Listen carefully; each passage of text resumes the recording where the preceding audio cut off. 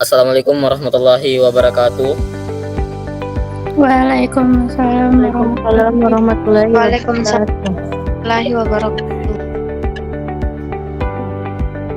Terima kasih kepada seluruh teman-teman yang telah menyempatkan hadir pada malam kali ini untuk menyampaikan materi tentang kesenjangan sosial dan ekonomi, di mana dosen pengampu kita sendiri adalah Bu Nurlia SPD MPD.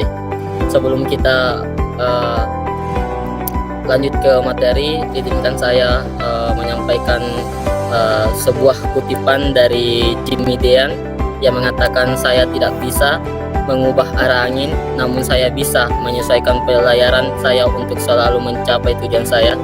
Dan kutipan kedua dari Fitzhugh Dodson tentang tanpa sasaran dan rencana meraihnya, kamu seperti kapal yang berlayar tanpa tujuan.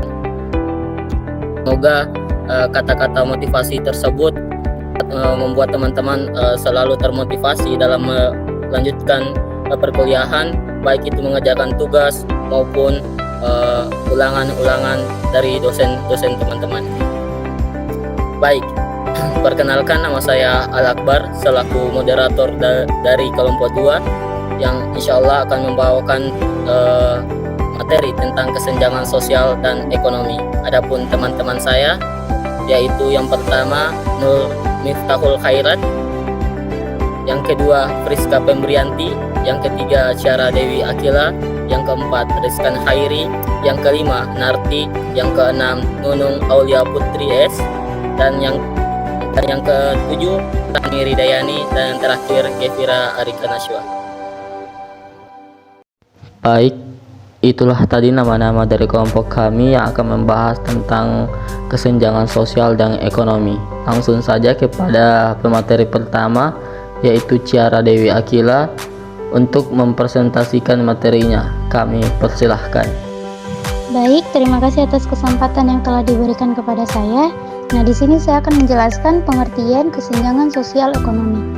Nah, kesenjangan sosial adalah suatu ketidakseimbangan dalam berkehidupan sosial masyarakat sehari-hari, baik individu maupun kelompok, di mana terjadi ketidakadilan, ketidaksetaraan dalam pendistribusian hal-hal atau aspek yang dianggap penting dalam suatu masyarakat pada umumnya.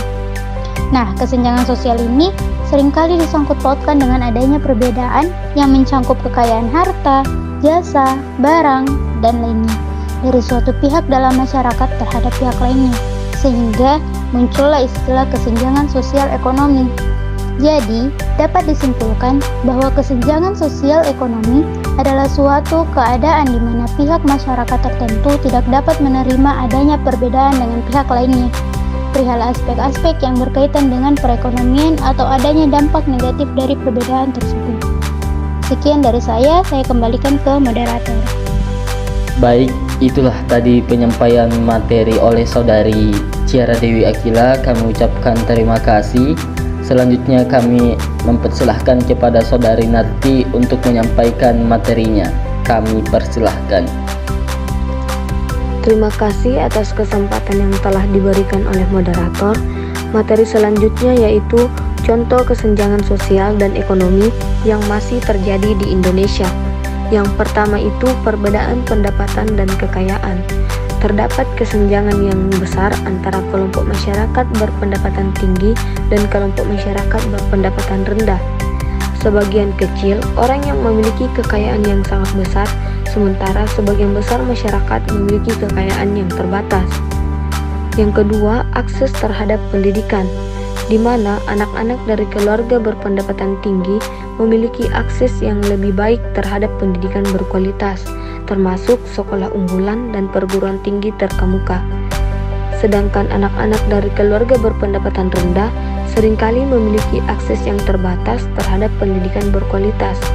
Dan yang ketiga itu akses terhadap layanan kesehatan. Masyarakat berpendapatan tinggi memiliki akses yang lebih baik terhadap fasilitas dan layanan kesehatan berkualitas, sedangkan masyarakat berpendapatan rendah seringkali menghadapi kendala dalam mengakses layanan kesehatan yang memadai.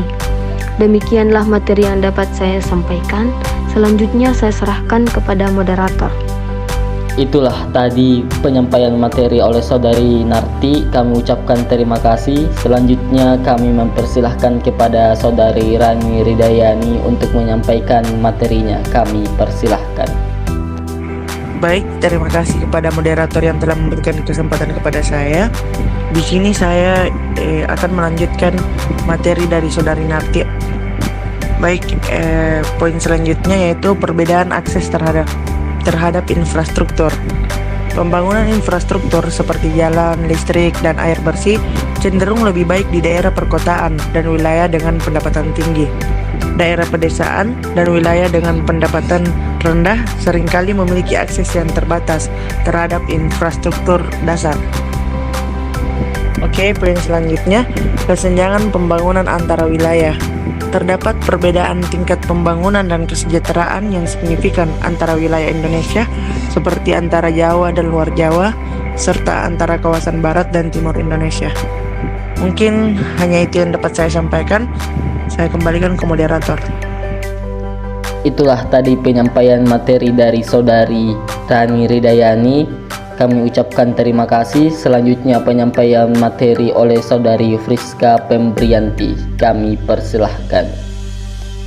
Terima kasih untuk kesempatan yang diberikan oleh moderator. Selanjutnya, faktor-faktor penyebab kesenjangan sosial ekonomi di Indonesia. Yang pertama, kondisi demografi yang memiliki perbedaan. Kita tahu bahwa Indonesia adalah negara kepulauan yang memiliki banyak sekali daerah-daerah, di mana di beberapa daerah terjadi tingkat persebaran penduduk yang tidak merata. Oleh karena itu, masalah demografi menjadi salah satu faktor penyebab terjadinya kesenjangan sosial ekonomi di Indonesia. Misalnya saja, di suatu daerah memiliki lebih banyak lansia daripada usia yang masih produktif. Hal ini akan memicu terjadinya tingkat pengangguran atau kurangnya peluang pekerjaan yang layak, sehingga terjadi tingkat kemiskinan di daerah tersebut. Selain itu, daerah dengan tingkat lansia yang lebih tinggi daripada usia yang masih produktif seringkali memiliki infrastruktur yang kurang berkembang. Contoh lain misalnya, di suatu daerah memiliki penduduk yang lebih banyak. Hal ini akan menimbulkan berbagai masalah yang lebih kompleks, karena pemerintah tidak bisa mengakomodasi semua penduduk dengan jumlah penduduk yang sangat banyak tersebut, sehingga menimbulkan ketidakmerataan akan kebutuhan penduduk di daerah tersebut. Yang kedua, kondisi pendidikan yang tidak merata. Kondisi pendidikan yang tidak merata mengacu pada ketidaksetaraan akses, kualitas, dan hasil pendidikan di suatu atau di beberapa wilayah. Ini mencakup pada perbedaan terhadap akses pendidikan formal dan kesempatan untuk mendapat keterampilan yang diperlukan untuk mencapai kesuksesan. Juga menjadi kendala biaya pendidikan yang tinggi dan kurangnya fasilitas pendidikan di beberapa daerah. Hal ini akan memicu terjadinya kesenjangan sosial ekonomi, karena daerah tersebut akan tertinggal karena minimnya akses pendidikan yang didapatkan. Sekian dari saya kembalikan ke moderator. Itulah tadi penyampaian materi oleh Saudari Friska Pembrianti. Kami ucapkan terima kasih. Selanjutnya kami mempersilahkan kepada Saudari Nur Miftahul Khairat untuk menyampaikan materinya. Kami persilahkan. Terima kasih atas kesempatan yang telah diberikan oleh moderator. Selanjutnya, poin ketiga yaitu kurangnya lapangan kerja. Nah, kurangnya lapangan kerja yang layak merupakan salah satu faktor utama penyebab kesenjangan sosial dan ekonomi. Keterbatasan lapangan pekerjaan dapat mengakibatkan meningkatnya angka pengangguran dan rendahnya pendapatan masyarakat. Untuk mengatasi masalah ini, pemerintah perlu menerapkan kebijakan publik yang mendorong penciptaan lapangan kerja. Hal tersebut dapat dilakukan melalui investasi dalam sektor-sektor produktif, seperti industri manufaktur, pertanian, dan pariwisata. Selain itu, diperlukan pelatihan keterampilan yang sesuai dengan kebutuhan pasar kerja agar masyarakat memiliki kompetensi yang relevan. Pemerintah juga dapat memberikan insentif bagi perusahaan yang mempekerjakan tenaga kerja lokal, sehingga mendorong terciptanya lapangan kerja baru. Selanjutnya, poin terakhir yaitu perbedaan status sosial. Perbedaan status sosial di masyarakat juga dapat menjadi penyebab kesenjangan sosial dan ekonomi. Adanya diskriminasi dan ketidaksetaraan status sosial dapat membatasi akses terhadap sumber daya dan peluang bagi kelompok tertentu. Untuk mengatasi masalah ini, pemerintah perlu menerapkan kebijakan publik yang mencakup penerapan undang-undang anti diskriminasi, promosi kesetaraan gender, serta pemberdayaan kelompok masyarakat yang kurang beruntung.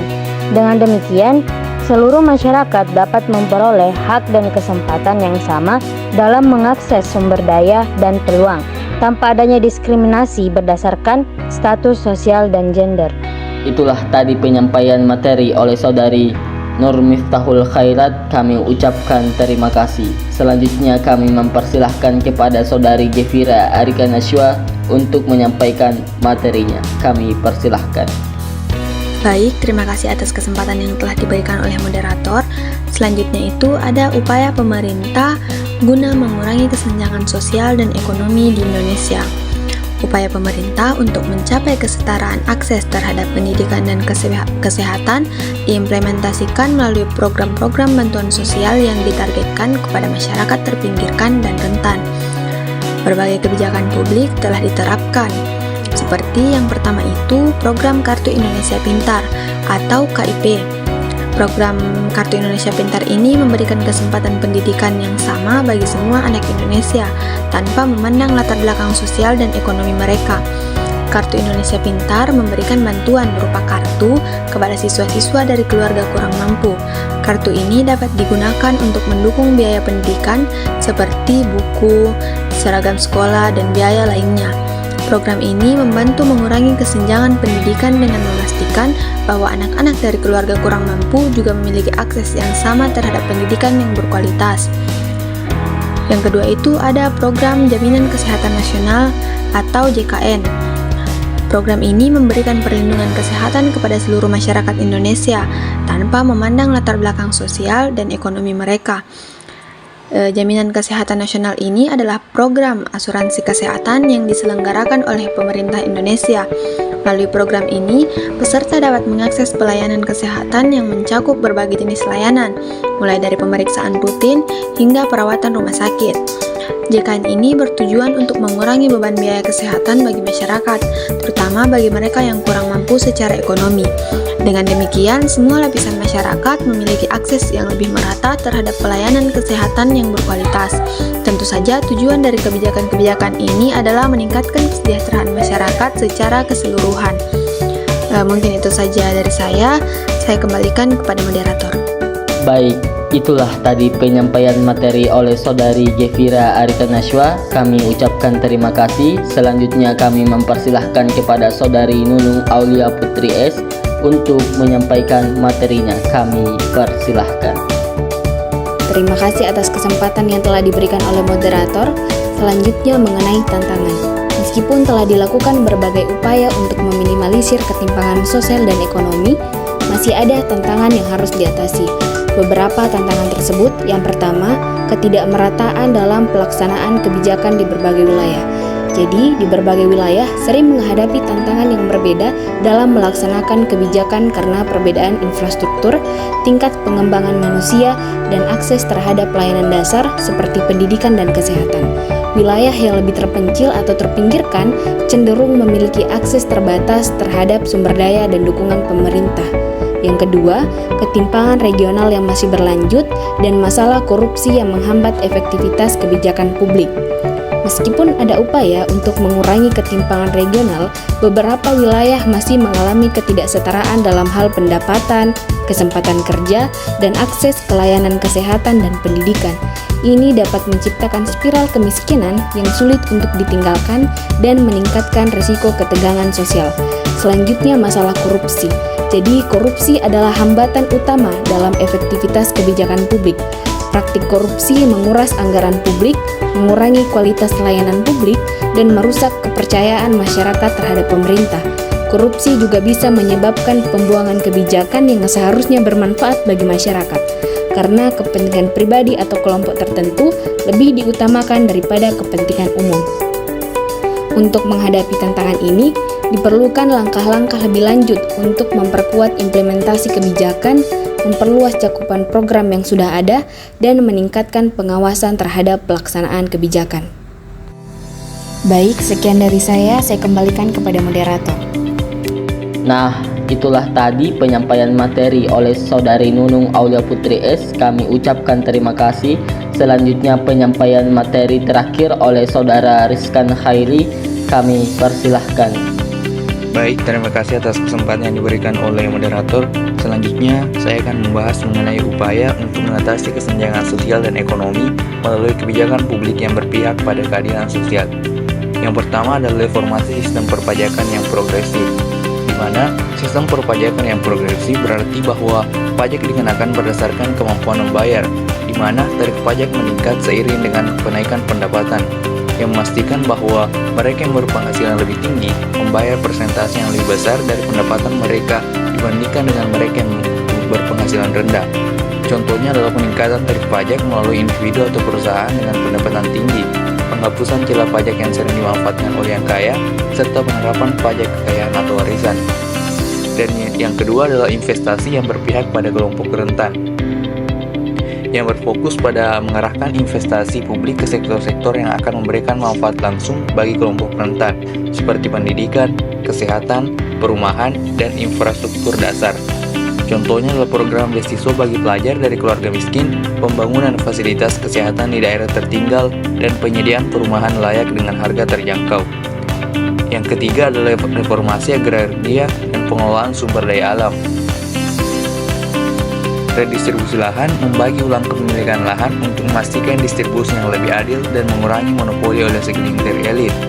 Contohnya adalah memberikan akses yang lebih besar kepada petani kecil terhadap lahan pertanian, kredit, teknologi, dan pasar. Contoh kebijakan ini adalah program sertifikasi tanah gratis untuk petani kecil, pembatasan kepemilikan lahan maksimal, dan pembagian keuntungan dari ekstraksi sumber daya alam kepada masyarakat setempat. Yang keempat adalah kebijakan ketenagakerjaan yang melindungi hak pekerja, dengan memastikan hak-hak dasar pekerja dilindungi, termasuk upah yang layak, kondisi kerja yang aman, dan hak untuk berserikat. Penghapusan diskriminasi, menghapus diskriminasi di tempat kerja berdasarkan gender, usia, ras, dan latar belakang lainnya. Dan contoh kebijakannya adalah penerapan upah minimum yang adil, kebijakan cuti melahirkan dan cuti ayah yang memadai, dan program pelatihan vokasional untuk meningkatkan keterampilan pekerja. Dan yang terakhir adalah desentralisasi dan pemberdayaan masyarakat lokal. Desentralisasi, pemindahan sebagian kekuasaan dan tanggung jawab dari pemerintah pusat ke pemerintahan daerah, sehingga keputusan yang diambil lebih sesuai dengan kebutuhan lokal. Contoh kebijakannya adalah program pengembangan desa, alokasi dana desa yang lebih besar, dan pelatihan untuk memimpin komunitas lokal. Nah, itulah tadi penyampaian materi terakhir oleh Saudara Rizkan Khairi sekaligus menutup presentasi dari kelompok kami. Baik, itulah tadi penyampaian materi dari rekan-rekan kami yang sangat luar biasa. Kami memohon maaf bila dalam penyampaian materi ada kesalahan baik yang disengaja maupun tidak disengaja. Sebelum kami menutup presentasi pada hari ini, izinkan saya mengutip sebuah kata-kata dari Nelson Mandela tentang pendidikan adalah senjata paling ampuh untuk mengubah dunia. Saya Al-Akbar selaku moderator izin mengundurkan diri. Assalamualaikum warahmatullahi wabarakatuh. Waalaikumsalam warahmatullahi wabarakatuh.